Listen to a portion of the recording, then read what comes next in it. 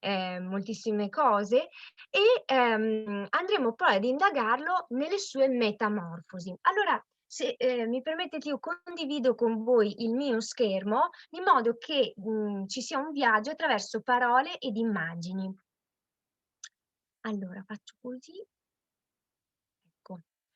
Benissimo. Allora, Zeus in Veneto. Partiamo con un concetto che ci consente poi di capirne la simbologia. Ho scelto questa frase, queste parole sintetiche che rappresentano in effettivo l'origine in realtà degli dei in generale. Il tuono lento dopo il fulmine passa con un rombo pauroso, fitta gelida la pioggia, s'abbatte in rovesci di scialbo argento. Manesse.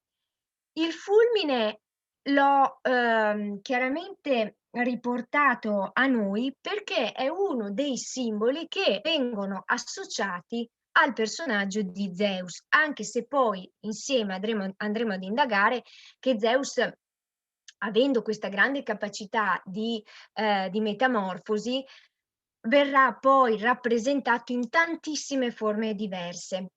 Chiaramente, dobbiamo comprendere il perché nasce Zeus come, dio e come elemento così importante a livello mitologico. Bene, andiamo un po' a comprendere la necessità dell'uomo dell'antichità di spiegarsi gli eventi naturali, per esempio. Perché? Perché non c'erano chiaramente tutti gli aspetti scientifici nelle capacità che abbiamo acquisito nel tempo di darsi delle spiegazioni, ma i perché nell'essere umano sono sempre esistiti. E come tali, l'uomo andava a ricercare, ad indagare delle spiegazioni che potessero dare anche un volto a ciò che non conosceva, perché l'uomo nell'ignoto non si ritrova molto, ha molta paura del mistero, ha molta paura dell'oscurità. Ecco che quindi e del caos. Ecco che quindi Zeus ha una storia particolarissima, perché Zeus è colui che riporta l'ordine in un momento, in un contesto di grande disordine, di grande caos e porta dall'oscurità porta che cosa? Il fulmine, porta la luce. E chiaramente Zeus è colui anche che, si oppone a una delle grandi paure insite nell'animo umano, il tempo, Cronos, il tempo che s'abbatte e che mangiava proprio i suoi figli, mangiava la giovinezza. Zeus diviene padre, viene nominato spesso nelle iscrizioni padre di tutti gli altri dei, fulmine, padre e marito. Teniamo a mente questa concezione di padre e marito che è molto, lontana in realtà dalla concezione contemporanea di oggi anche del legame. Zeus è una divinità potente e come tale viene sempre rappresentata nella sua potenza. È molto importante considerare questo, perché quando noi andiamo ad indagare la figura, anche nelle figure pittoriche, vedremo che Zeus nell'aspetto, diciamo, presentazione umana e non nelle sue metamorfosi, ha una struttura, e anche in scultura, molto imponente. È sempre colui che trasmette una certa, devozione e timore al tempo stesso. E qui mi ricollego a un concetto, che i latini poi hanno ripreso benissimo, ma che già vediamo per esempio nell'Iliade e in tutte le antiche, mitologie, nel rapporto che l'uomo doveva avere con gli dei. Gli dei dovevano essere esseri lontani dall'uomo, ma dovevano essere, nello stesso tempo amati, quindi con una forte devozione, e temuti, perché Zeus, così come tutti gli altri dei, ha anche una grande forza vendicativa. Una delle dee più vendicative è la moglie di Zeus, che noi conosciamo come Era. o per i romani Giunone. E lo vedremo nei vari cicli pittorici, in quanto Era non va mai a punire Zeus, ma punisce i frutti del tradimento di Zeus e soprattutto le donne con le quali Zeus andava a tradirla, in tutte le forme, perché vedremo anche le metamorfosi della figura al femminile. Quindi vedete che è una concezione assolutamente lontana dalla concezione contemporanea di legame, ma faceva parte comunque di una concezione del matrimonio coniugale. Zeus viene identificato come padre degli dei in molte iscrizioni, ehm, e nello stesso tempo abbiamo un riferimento chiaro anche al giudizio di Zeus, che interviene in moltissimi altri riferimenti e narrazioni. Difatti spesso Zeus si trova a dover intervenire in moltissime dispute, va in aiuto in alcuni casi, come per esempio nel mito di Daphne e Apollo, va ad intervenire per esempio nella disputa tra Cerere e Ade, e quindi con la spiegazione poi della nascita delle stagioni, e vediamo che all'interno delle ville venete inizieranno ad esserci, e andremo a capire il perché, una sorta di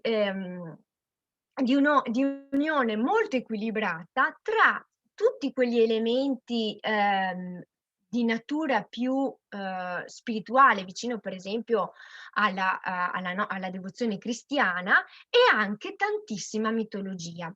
C'è una profonda relazione, si notano in molte nei percorsi che vengono spesso fatti all'interno delle ville, questa alternanza, che però ha una simbologia, perché tutta la villa veneta è fatta di racconti.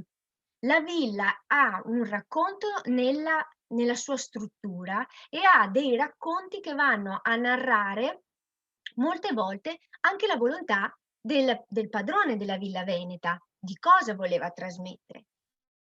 Per capire questo dobbiamo fare un vero e proprio racconto, epos in villa.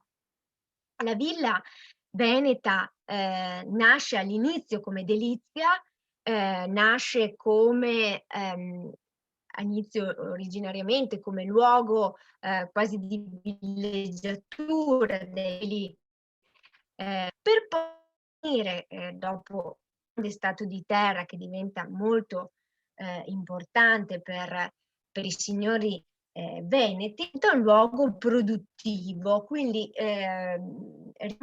il discorso relativo che abbiamo affrontato tra Villa Veneta palladiana, che creava un'unione tra interno ed esterno, che creava un'unione tra diciamo la struttura, la fabbrica, quindi la struttura operativa, e la struttura di rappresentanza.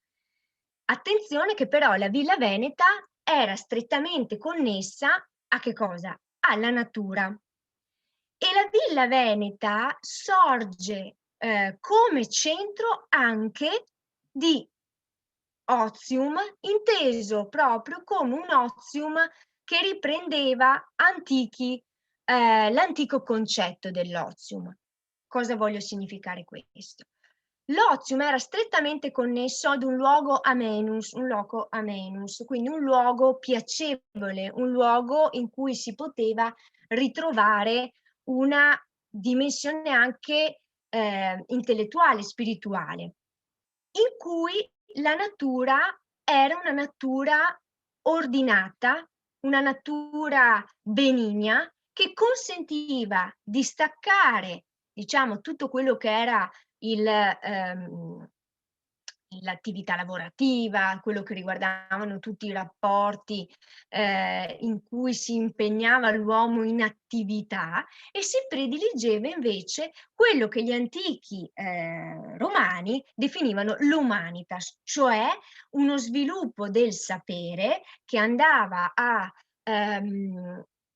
allietare, migliorare lo spirito, quindi non un mero sapere nozionistico, ma un sapere che portava a una evoluzione nel proprio animo. E come si poteva fare? Mi viene in mente di fare un parallelismo proprio con Petrarca che, raccontava esattamente questo, cioè che per trovare una dimensione spirituale, una dimensione anche di vero e proprio arricchimento, bisognava anche consentisse, quindi scrisse proprio un trattato relativo a questo.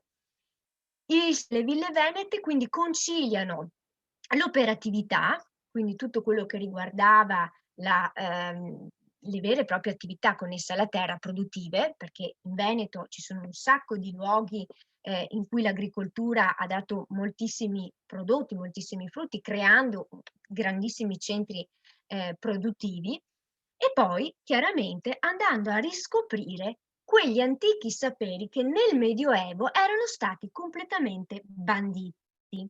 Di cosa sto parlando? Proprio per esempio del mito greco, dell'antico sapere che ci riconduceva con la mente anche i latini. Perché? Perché con il Medioevo sappiamo che tutto ciò che era pagano, ritenuto pagano, era stato assolutamente, diciamo, allontanato. Con il Rinascimento, questa rinascita e questa riappropriazione anche dei saperi, questa riscoperta, l'uomo diventa essere centrale, quindi dominatore della natura in una forma più razionale. Ci sono tantissimi studi che ci riconducono agli studi dei giardini che vennero fatti anche per quanto riguarda le ville, non solo da un punto di vista estetico, ma proprio anche da un punto di vista simbolico. E soprattutto c'è una riscoperta della capacità di andare a leggere, per esempio, gli antichi scritti. Il fatto di conoscere il latino, per esempio, o ancora di più il greco, era assolutamente una questione di vanto, perché significava che le persone avevano acquisito ancora di più maggior sapere. Vi voglio queste immagini che abbiamo scelto sono relative a una villa veneta, che è vicino proprio a Vicenza. Questa villa è Villa Valmarana Nani, e questo, vedete, è uno dei bellissimi affreschi. Noi lì possiamo andare a ammirare, per esempio, il Tiepolo, che lavorò Tiepolo padre e Tiepolo figlio, lavorarono insieme nell'affrescare, addirittura anche la foresteria, ci sono dei bellissimi cicli pittorici che si possono andare ad ammirare.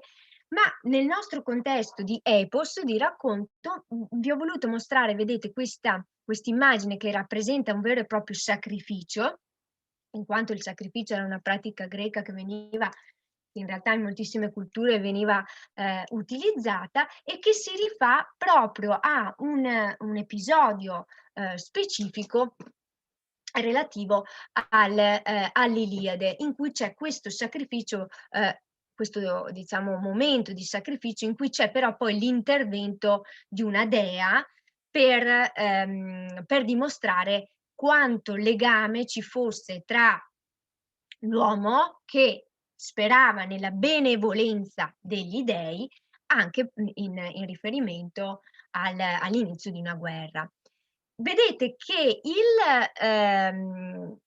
tutto l'impianto narrativo dava movimento e dava una narrazione alle sale, per cui quando i signori entravano, e anche noi entriamo in queste ville, entriamo in una storia nella storia, perché la caratteristica della Villa Veneta è di avere molti temi messi tutti vicini a seconda delle sale. Addirittura in certe ville è possibile ammirare molti elementi, molte narrazioni messe proprio all'interno di di una stessa sala, di uno stesso contesto. Quindi c'è molto, molto da scoprire, molto da indagare.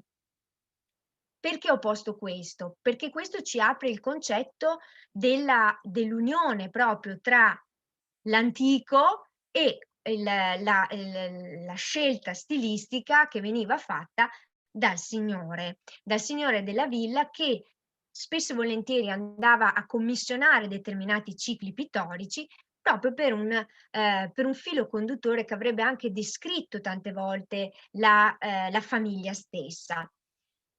E poi ovviamente c'era anche tutta diciamo la cultura nella ricerca di grandi pittori che, dovevano essere impiegati in questi cicli, pittorici. Quindi per esempio avere il Tiepolo era già un grandissimo vanto. Bene, vi mostro, questo dettaglio. Noi andremo ad indagare tanti dettagli, perché ovviamente all'interno delle ville venete ci sono veramente, tantissimi elementi.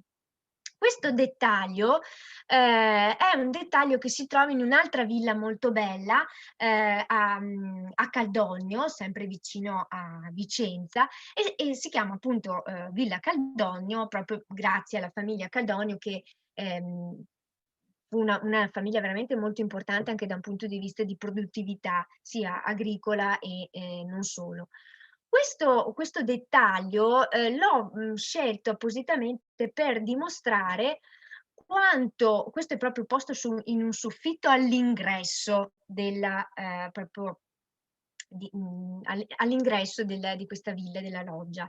Ehm, questo vedete, questa circolarità è una caratteristica molto bella, molto particolare, che rimanda, vedete, ad un concilio.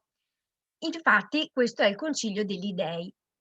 Chi si trova al centro? Al centro si trova Zeus nella luce e tutti gli altri attorno ruotano, vedete, sono proprio, con tutte le varie simbologie. È molto grande, quando noi alziamo il nostro sguardo all'interno proprio all'ingresso, veniamo accolti da questa, ehm, area molto luminosa. Attenzione che le ville venete venivano studiate per sfruttare anche la luce, i giochi di luce che permettevano come dire, degli effetti scenici naturali bellissimi. Perché? Perché nella villa veneta la vita di tutti, dal signore al contadino, era scandita dal ritmo della natura. Pensiamo proprio alla luce. Quindi il gioco di luci, e guardate, quest'area qui vista al tramonto assume veramente una scenografia unica, perché si alza lo sguardo verso l'alto e veramente sono illuminati, perfettamente. Notiamo qui, tutti gli elementi iconografici che fanno parte del Concilio degli Dei e che, durante il Rinascimento vengono ad essere riscoperti e vengono poi associati. La scelta della luce non è ovviamente casuale, proprio perché il fulmine tra l'altro, se noi andiamo a vedere molte iscrizioni anche di natura più poetica, il fulmine illumina dopo uno stato o preannuncia, ehm, in una oscurità c'è questo squarcio di luce, no, quindi una forza potente, dirompente, che non ci lascia indifferenti, proprio perché rompe una dimensione, che è dilagante. Invece c'è questo squarcio di luce che assolutamente colpisce.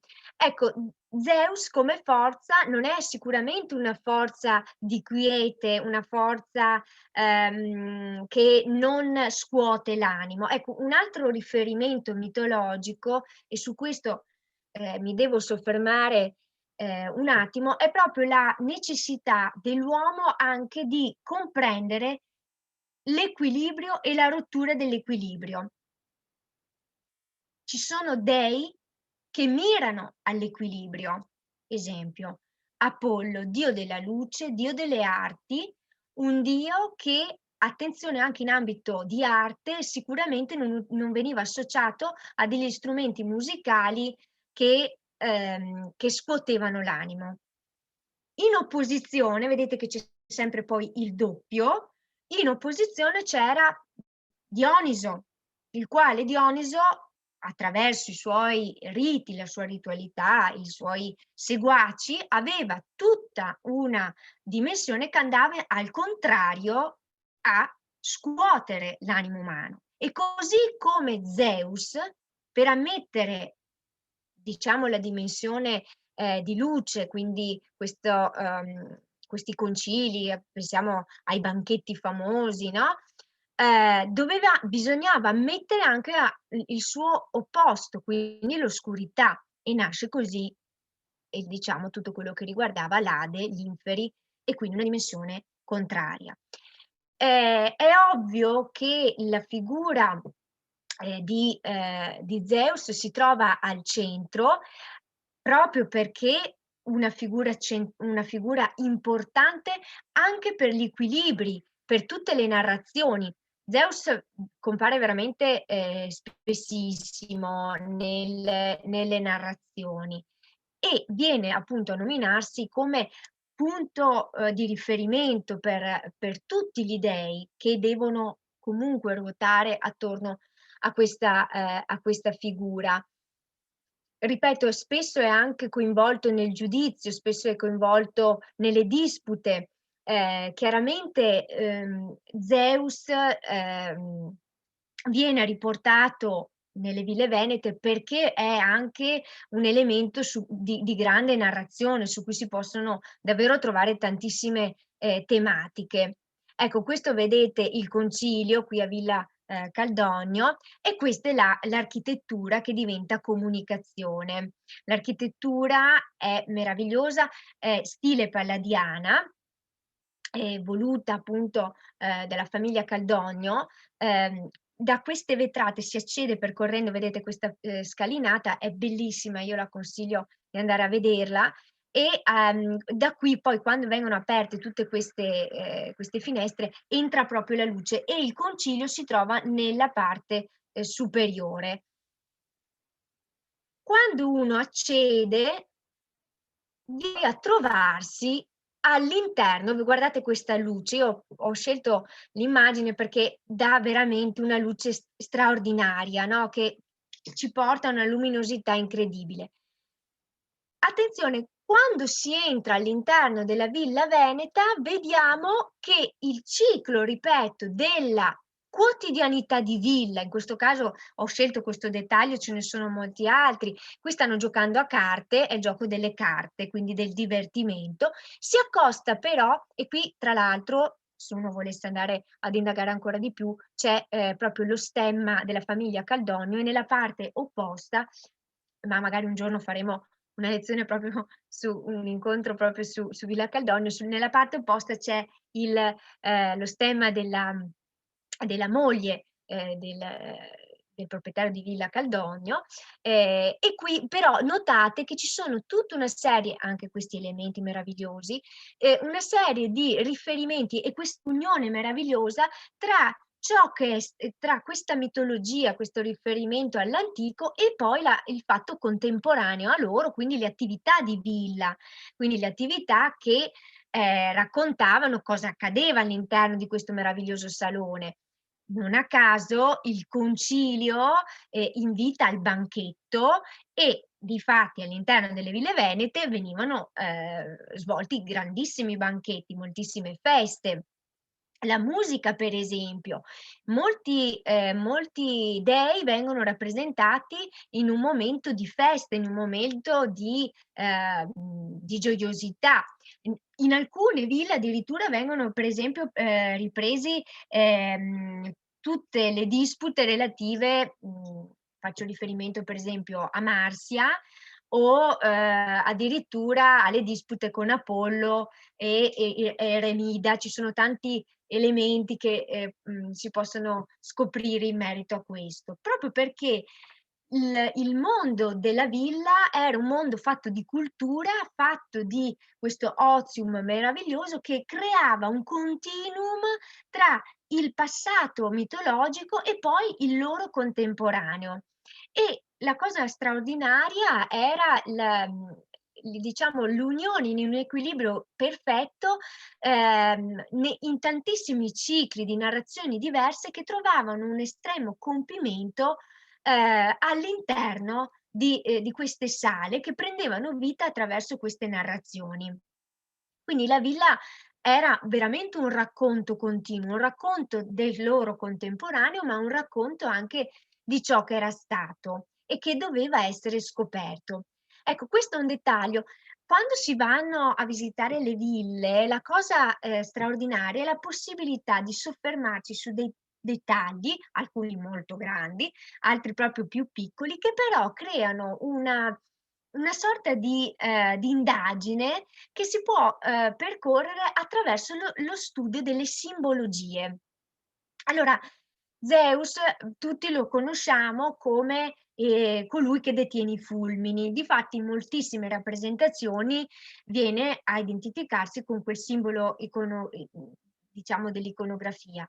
Però in realtà in questa, rappresentazione a Villa Valmarana, essendo anche chiamiamolo il sovrano in maniera, così, il sovrano dell'Olimpo, la scelta stilistica è stata quella di porgli proprio una corona, come a farlo proprio capire che era lui l'elemento proprio, governatore. Inoltre indaghiamo un attimo insieme la bellezza di questo corpo. Intanto, ecco, anche gli dei nella forma umana hanno varie, rappresentazioni che determinano e raccontano come si può dire, il loro essere. Per esempio, Hermes, messaggero, viene sempre ritratto in una sorta di dinamismo. Hermes è quello che, ha le ali, per esempio, nel suo elmetto, o i calzari alati, ed è sempre in un dinamismo.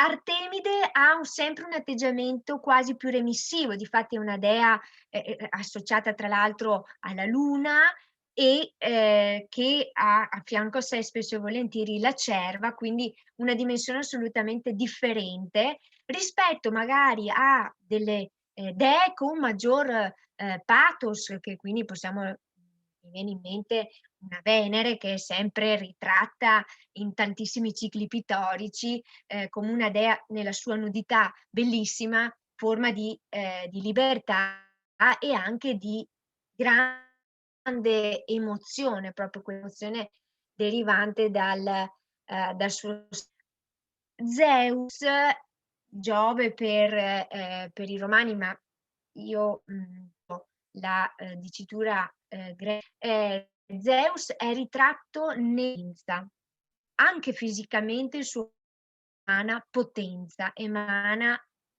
una gran, forza. Un elemento molto importante per quanto riguarda l'iconografia qui là. Allora, lui avrà tantissime metamorfosi, c'è un mito di riferimento, non, conosciutissimo, in cui Zeus addirittura, diciamo avrà un volo, alto di rapimento, per un rapimento. Alcuni cicli pittorici, perché c'è anche il concetto del rapimento, quindi di questo, diciamo, questa passione che è data da una forza. Ecco, questo anche da dire. Zeus è forza e la sua città, vedete che il mantello non è statico, è sempre in una forza di movimento, e questo è essenziale per raccontare, attraverso la corporeità, l'essenza poi di questo Dio così, discusso. Taglio che ho voluto prendere proprio, che si trovare andando a Villa Valmarana, e che fa parte, ci sono tantissimi poi gli dei a Villa Valmarana, è una villa che è un'unione di tantissime tematiche, si può ritrovare la tematica, proprio mitologica, in un'area di grande, per tanti, pittori, tutto un ciclo pittorico dedicato alla quotidianità della villa e addirittura degli elementi che raccontano la di quel tempo. Scusate che apro un secondo qui.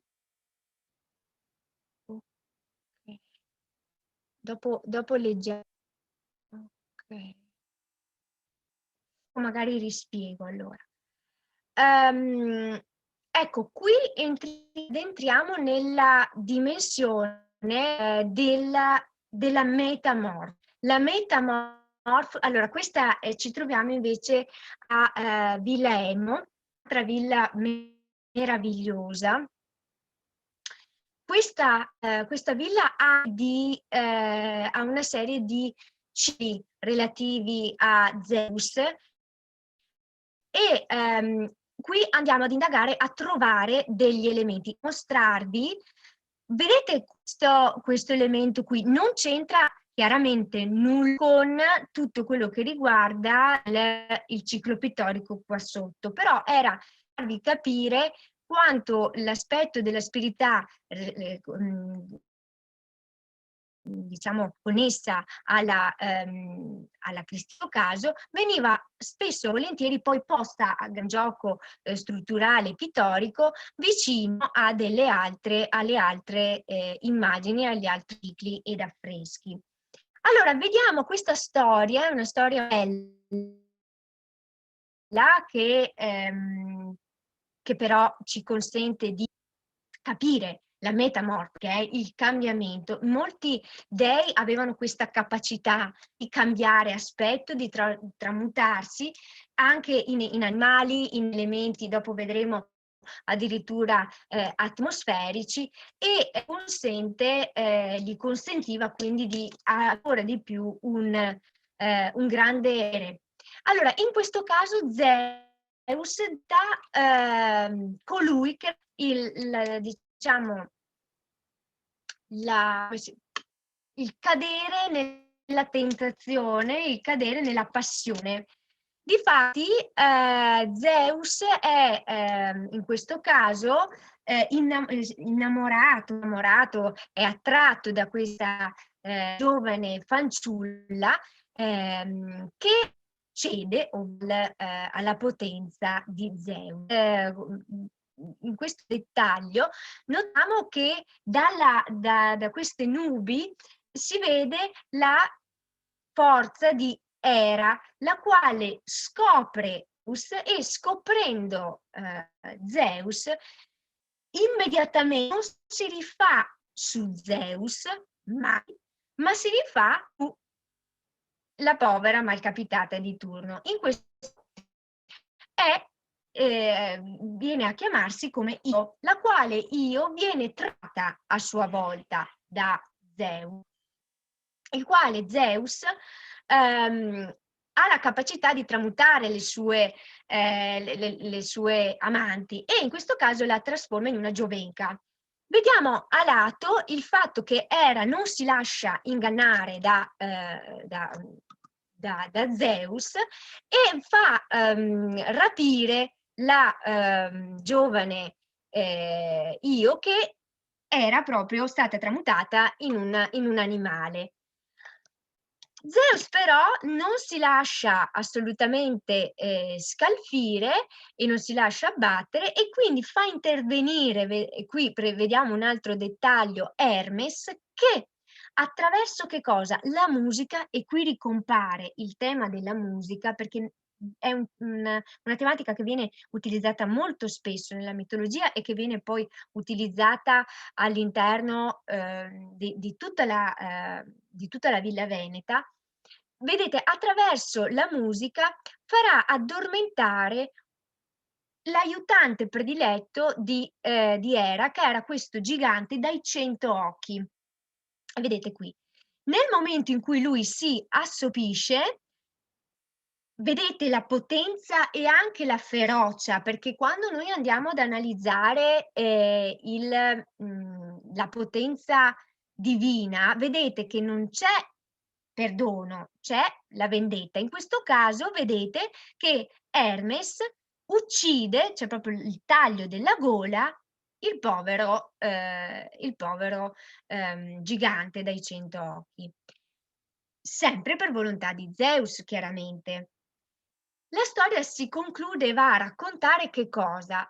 Il fatto che Era avesse, come simbolo e, fosse trainata da dei pavoni, i quali non avevano oggi noi diciamo che i pavoni hanno gli occhi quando fanno la ruota, e il mito racconta che Era, dispiaciutissima per la morte di questo personaggio che l'aveva invece aiutata, raccoglie tutti i suoi bellissimi occhi e li pone sulle code dei pavoni, e quindi gli occhi stanno e vivranno per sempre su questi pavoni meravigliosi che sono il simbolo poi della bellezza e diventano proprio nella simbologia di Era, sono i pavoni. Molte volte nei cicli pittorici, negli affreschi si identifica, Era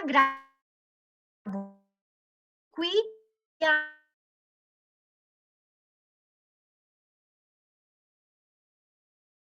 diciamo capacità in questo senso di gli animali alla divinità. Per esempio, per esempio potremmo mettere, Diana o Artemide con la cerva, poi abbiamo Era, con il pavone, Zeus spesso e volentieri con un'aquila, quindi veramente, si potrebbe andare avanti a lungo proprio anche con la presenza, diciamo dell'elemento, dell'animale. Beh, Ercole per esempio, tutto quello che riguardava, il leone. Se uno vuole venire a Vicenza può trovare tantissima simbologia anche all'interno del Teatro Olimpico. Lì potremmo starci un altro incontro solo a delineare. Ecco, volevo mostrarvi, questa è Danae, la storia di Danae. Guardate, questo è di Tiziano, ho voluto perché è di una bellezza straordinaria. Vedete Danae, nella sua nudità, nel suo essere, nell'essere più florido, con tra l'altro questo colore è tipico proprio dello stile, di Tiziano, e dovete sapere che le donne veneziane, sceglievano dei giorni specifici proprio per ottenere, il giorno della tinta, con tutti dei pigmenti e delle ricette naturali, e di solito era il giovedì. E, vediamo che, in questo caso questa bellissima, Danae con questi elementi preziosi, vedete che, sono dei dettagli straordinari, sta accogliendo sul suo ventre la pioggia, una pioggia d'oro, perché Zeus nel mito si era trasformato in pioggia d'oro, non una pioggia, qualsiasi.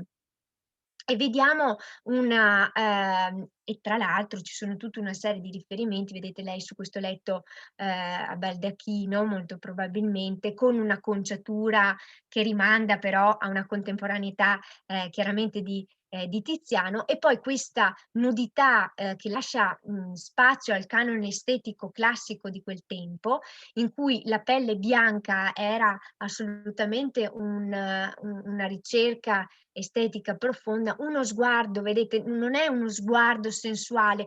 Se noi prendiamo concedetemi questo parallelismo estremo, con la Danae vedete che non c'è quella sensualità esposta di così, oserei dire sfrontata. Qui c'è un chiaro, riferimento all'accogliere questa pioggia, una pioggia dorata che deriva dall'alto, proprio come appunto c'era questo grande riferimento dall'alto della divinità verso il basso, e vediamo uno sguardo di assoluta quasi, accettazione, arriviamo all'ammirazione di questo evento che sta accadendo.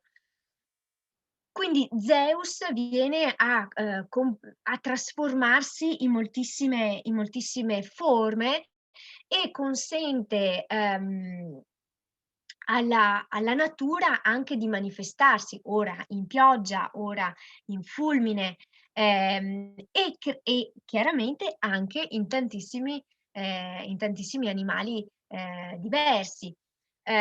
Chiaramente lui la figura di Zeus concede all'uomo di darsi delle spiegazioni ed è da lì che nasce poi l'origine del mito, no, perché il mito nasce da una necessità, dalla necessità di spiegarsi.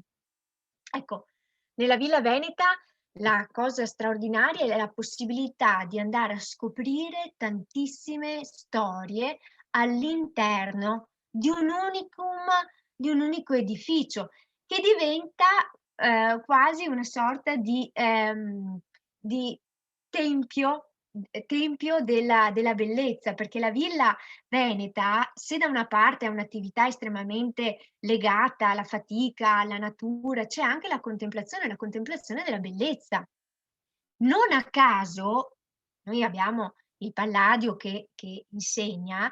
Palladio si rifà a dei canoni antichi, i quali canoni antichi studiavano lo spazio, studiavano, le architetture perché vivesse l'armonia. E l'armonia è un viaggio che ci conduce proprio alla scoperta della bellezza. Allora, bene, io, concluderei con questa frase di Omero, questa citazione di Omero: "Incolperà l'uom dunque sempre gli dèi, quando a se stesso i mali fabbrica, de suoi mali a noi dà carico e la stoltezza sua chiama destino." Perché ricordiamoci che in qualsiasi contesto, tempo e spazio, ciò che predilige e che vige sopra tutti, anche sopra gli dèi, è proprio il destino, il fatto. Non a caso, spesso e volentieri, vengono a fare riferimento tutte, quei contesti di filo che in alcune ville venete, rimandano, in cui il filo veniva tenuto dalle parche che sceglievano, proprio come forma di destino, di tagliare oppure lasciar andare. Bene, io intanto volevo ringraziarvi perché è stato piacevolissimo e, benissimo. Grazie mille. Allora volevo salutare Cécile che si è collegata, mi dicono da Lione, e quindi io la ringrazio moltissimo, e ringrazio tutti quanti voi, per avermi ascoltato, e ci vediamo al prossimo, appuntamento, e se avete qualsiasi, curiosità, scriveteci, perché noi saremo felicissimi di potervi accontentare nelle vostre richieste.